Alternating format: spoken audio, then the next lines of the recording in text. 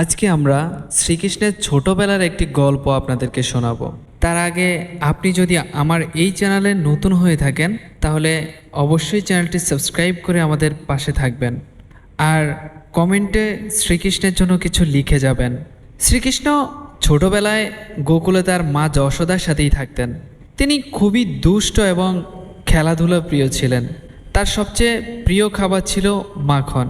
কিন্তু গোকুলের মায়েরা তাদের ঘরে মাখন লুকিয়ে রাখতেন, কারণ কৃষ্ণ প্রায়ই চুরি করে খেয়ে ফেলতেন।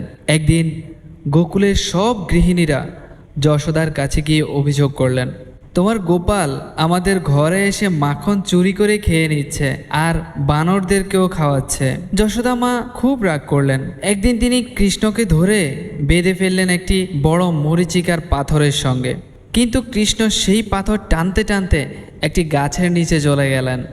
সেই গাছ ছিল দুই অভিশপ্ত দেবতার রূপ। ওই দুই অভিশপ্ত ছিলেন নল, কুবের এবং মণিগ্রীব। কৃষ্ণ তাদেরকে ছোঁয়া মাত্রই তারা অভিশাপ মুক্ত হলেন এবং স্বর্গে ফিরে গেলেন।